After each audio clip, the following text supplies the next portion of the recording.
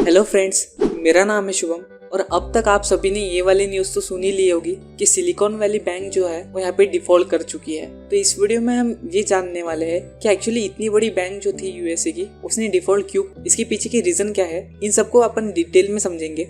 उसके बाद हम ये समझेंगे कि इंडियन स्टार्टअप्स के ऊपर इस चीज़ का क्या इम्पैक्ट हो सकता है और साथ ही साथ इंडियन स्टॉक मार्केट के ऊपर भी इसका कोई इम्पैक्ट होगा भी या नहीं। तो चलिए इस वीडियो को स्टार्ट करते हैं। तो सबसे पहले मैं आपको बता दूं कि ये जो सिलिकॉन वैली बैंक है ये यूएसए की 16 सबसे बड़ी बैंक है जो जनरली टेक्नोलॉजी स्टार्टअप्स और हेल्थ केयर स्टार्टअप्स को फंडिंग देती है। अब इसके जो मेजर कैटेगरीज है जिसके अंदर ये ऑपरेशन करती है वो ये है, जो वीसीज रहते हैं उनको ये पैसा देती है एज अ लोन और वो वीसी सामने जाके स्टार्टअप्स के अंदर फंडिंग करते हैं। साथ ही साथ ये प्राइवेट इक्विटी फर्म्स और हाई नेटवर्थ इन्वेस्टर के पैसे भी हैंडल करती है। अब आप ये बैंक कितनी बड़ी है साइज में, ये बात इसी से समझ सकते हैं कि ये जो बैंक है ये नियर अबाउट $212 बिलियन के एसेट संभालती थी 31 2022 के अंदर। और साथ ही साथ यूएसए के 44% जो स्टार्टअप्स है उसके अंदर जो फंडिंग लगी वाली है या फिर उन स्टार्टअप्स की जो बैंक अकाउंट है वो इसी बैंक के अंदर है। इसका मतलब अगर ये बैंक को कुछ भी होता है तो बहुत सारे स्टार्टअप्स है यूएस बेस्ड जिनके ऊपर इसका बहुत बुरा इम्पैक्ट होने वाला है।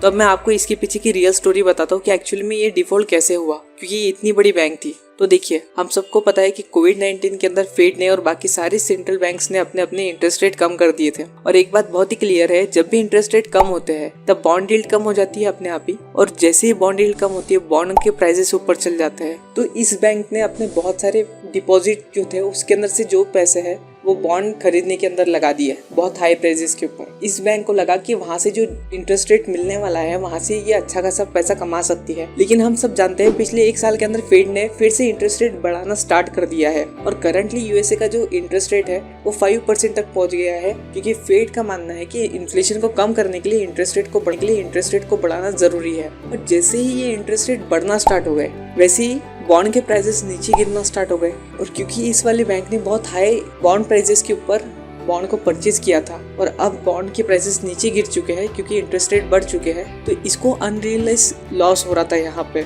और एक्चुअली में ये सबसे बड़ी प्रॉब्लम नहीं थी, क्योंकि इसको तब भी रेगुलर इंटरेस्ट तो मिलने ही वाला था फेड की तरफ से। लेकिन प्रॉब्लम तब स्टार्ट हुई जब जो टेक्नोलॉजी स्टार्टअप्स के अकाउंट इस वाले बैंक के अंदर थे उसके अंदर फंडिंग आना स्टॉप हो गई, क्योंकि जैसे जैसे इंटरेस्ट रेट बढ़े हैं वैसे वैसे कॉस्ट ऑफ बोरिंग भी ज़्यादा हार्ड हो गई है वीसीज के लिए, और इसलिए वीसीज ज़्यादातर स्टार्टअप्स के अंदर फंडिंग नहीं कर रहे हैं। और इसीलिए इस पूरे सीजन को हम विंटर सीजन बोलते हैं स्टार्टअप्स के लिए, जिसमें रियलिटी में फंडिंग बहुत कम हो रही है स्टार्टअप्स के लिए। और क्योंकि स्टार्टअप्स अपनी फंडिंग रेज नहीं कर पा रहे हैं इसीलिए इस वाले बैंक के अंदर जो डिपॉजिट आ सकते थे वो डिपॉजिट आना भी बंद हो गए हैं। यानी कि एक तरफ इसका बहुत पैसा बॉन्ड के अंदर फंसे वाला है और दूसरी तरफ इसको फंडिंग भी नहीं आ रही है, डिपॉजिट भी राइज नहीं हो रहे हैं। और इस ड्राई सीजन की वजह से फिर स्टार्टअप्स अपने बैंक में से पैसा विड्रॉल कर रहे थे ताकि वो अपनी ऑपरेशंस को हैंडल कर सके। लेकिन ये पूरी सिचुएशन के अंदर बात ये हुई क्योंकि डिपॉजिट बैंक के अंदर ज्यादा थे ही नहीं, तो यहाँ पे कैश की कमी आते हुए दिखी। और इस बैंक ने क्या किया कि जो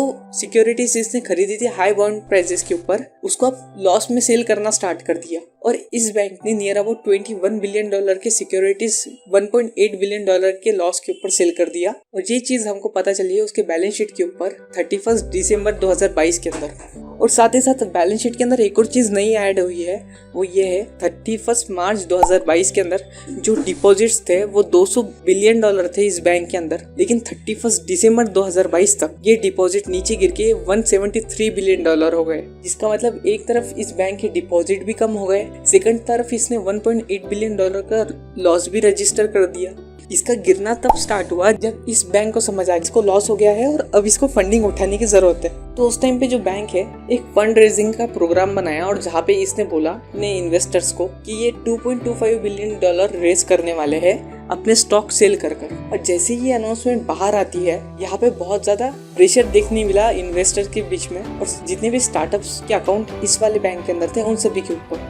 यही चीज थी जहाँ पे ट्रिगर पॉइंट हुआ और ये वाली बैंक के स्टॉक नीचे गिरना स्टार्ट हो गए। और क्योंकि इस बैंक के स्टॉक नीचे गिर रहे थे यहाँ पे बैंक के लिए और भी ज्यादा हार्ड हो गया यहाँ पे कैश रेज करना इतने हाई इंटरेस्ट रेट के अंदर, क्योंकि ना ये स्टॉक सेल करके पैसा रेज कर सकती थी और ना ही यहाँ पे इसको डेट आसानी से मिल सकता था क्योंकि शेयर गिर रहे हैं इसके। और पिछले एक हफ्ते के अंदर इस स्टॉक के शेयर 60 to 70% क्रैश कर गए हैं। और खास बात तो हमें ये देखने मिलती है कि अभी अभी जब रिपोर्ट आ रही है तब हमको ये पता चल रहा है कि इसके जो सीईओज थे उन्होंने आज से 2-3 हफ्ते पहले ही अपने बहुत सारे शेयर्स नियर अबाउट $4.5 मिलियन के शेयर सेल कर दिए थे, नियर अबाउट $280 पर शेयर के ऊपर, जबकि आज के तारीख में इस शेयर की वैल्यू $106 के आसपास है। यानी कि सीईओस को पता था कि ये स्टॉक क्रैश करने वाला है, इसलिए उन्होंने बहुत बड़ा अमाउंट यहाँ पे सेल कर दिया बहुत पहले, और इसी की वजह से और ज़्यादा पैनिक हो गई स्टार्टअप्स के अंदर। जो बड़े बड़े वीसीज थे वो स्टार्टअप्स को ये रिकमेंडेशन दे रहे थे कि वो जल्दी से जल्दी अपने जितने भी अकाउंट में पैसे हैं वो जल्दी से किसी और बैंक के अंदर अकाउंट ओपन करके उस पैसे को ट्रांसफ़र कर दे।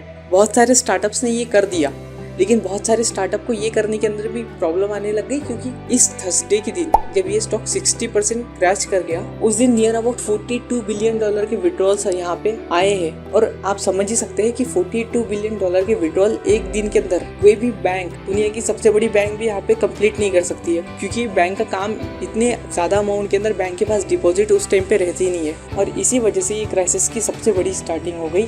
अब अगर मैं बात करूँ इंडियन स्टार्टअप्स की, तो बहुत सारे इंडियन स्टार्टअप्स भी है जहाँ पे इस बैंक ने किसी वीसी के थ्रू फंडिंग की है, और बहुत सारे इंडियन स्टार्टअप्स के बैंक अकाउंट भी इस बैंक के अंदर थे। तो यहाँ पे इंडियन स्टार्टअप्स के लिए रोजोपी यहाँ पे एक सर्विस प्रोवाइड कर रहा है, जहाँ पे वो कोई कमीशन नहीं ले रहा है यूएसए की बैंक से अपने पैसों को यहाँ पे इंडिया में शिफ्ट करवाने का। और बहुत सारे वीसीज और इन्वेस्टर्स भी उनके स्टार्टअप्स की हेल्प कर रहे हैं ताकि वो इस क्रिटिकल सिचुएशन से बच सके।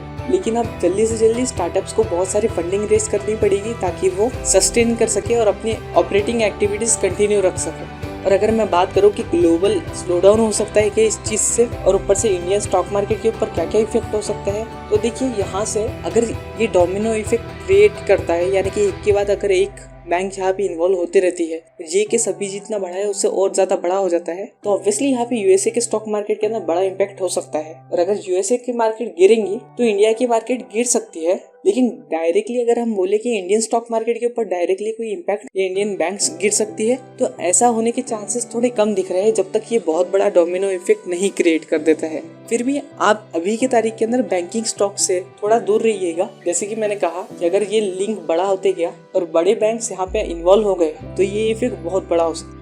अब एक बहुत ही फनी बात तो ये है कि ट्विटर के ऊपर एलन मस्क को भी बहुत जन ये बोल रहे हैं कि अब वो भी सिलिकॉन वैली बैंक को खरीद ले और उसको ट्विटर से लिंक कर ले और ट्विटर को एक डिजिटल बैंकिंग ऐप बना ले।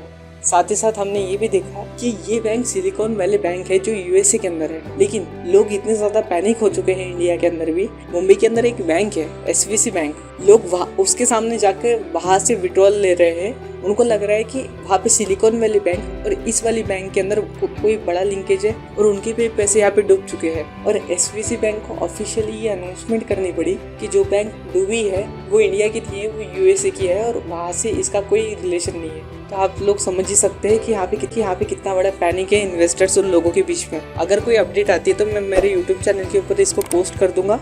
अगर आपको ये वीडियो समझ आया हो तो इस वीडियो को अपने दोस्तों के साथ शेयर कर देना, मेरे चैनल को फॉलो कर लेना और इस वीडियो को लाइक भी कर देना। साथ ही साथ हमने जो बाकी वीडियोस बनाए हैं आप जाके उसको भी देख सकते हैं। तो हम मिलते हैं किसी और वीडियो में, तब तक के लिए bye and God bless you.